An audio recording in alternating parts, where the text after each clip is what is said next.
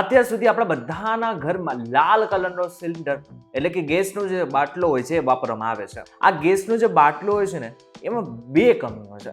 એક તો એ ખૂબ જ વજનદાર છે અને બીજું એ ફાટવાનો ડર ખૂબ વધારે પ્રમાણમાં હોય છે. પરંતુ હવે આનું સોલ્યુશન આવી ગયું છે, કારણ કે હવે આગળના સમયમાં લાલ કલરનો સિલિન્ડર તમને નહીં દેખાય.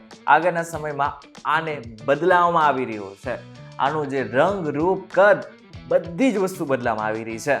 અને જે બાટલો હશે, જે નવો બાટલો આવી રહ્યો છે, નવો સિલિન્ડર આવી રહ્યો છે, એમાં ફાટવાનો ડર પણ ઓછો થઈ જવાનો છે. ત્યારે આ સિલિન્ડર કયો છે અને કેવી રીતના કામ કરશે એ બધું જ આજના ખાસ વિડીયોમાં જાણીશું. એટલા માટે થઈને આજનો આ ખાસ વિડીયો તમારા માટે જ બનાવેલ છે. આ વિડીયો પર પૂરો જોઈને જજો.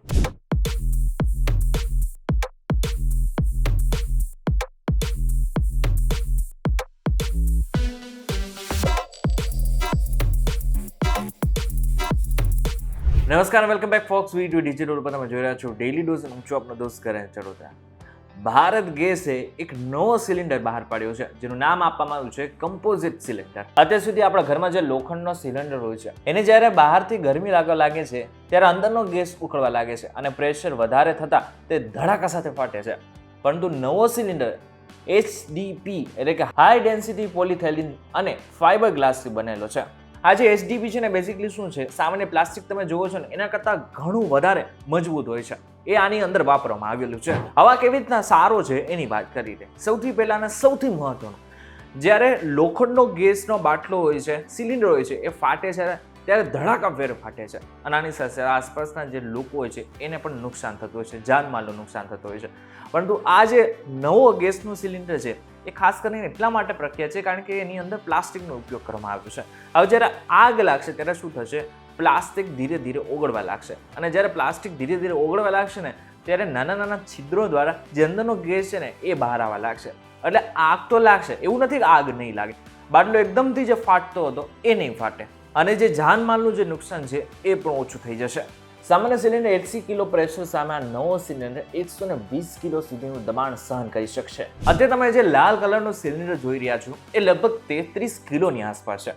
પરંતુ આ જે સિલિન્ડર આવશે એ ખાસ કરીને 15.9 કિલોગ્રામનો જશે.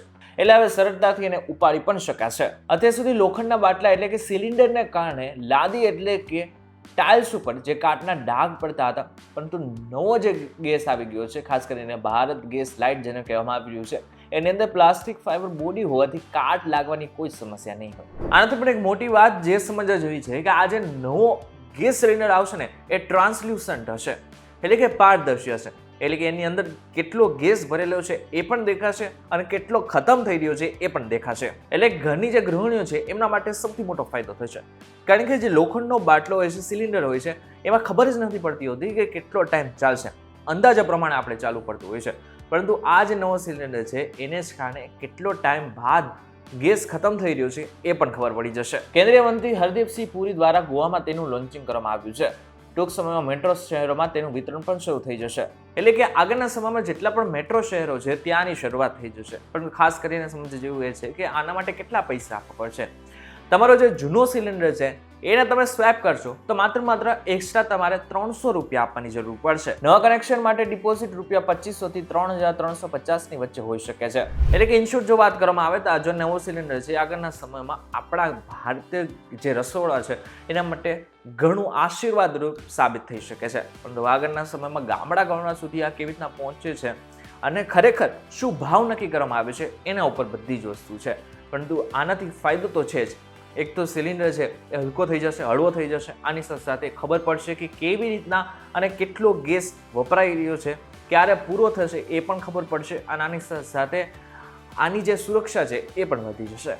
ત્યારે આગળના સમયમાં આ ગેસનો બાટલાનો ઉપયોગ તમે કરશો કે નહીં, અમને જરા કમેન્ટ કરીને ચોક્કસ કહેજો. વિડીયો થકી જો તમને કોઈ ઇન્ફોર્મેશન મળી તો વિડીયો લાઈક અને શેર જરૂરથી કરજો. તથા આ જ ઇન્ફોર્મેટિવ વિડીયોઝ માટે વી2 ડિજિટલ સાથે જોડાયેલા રહેજો.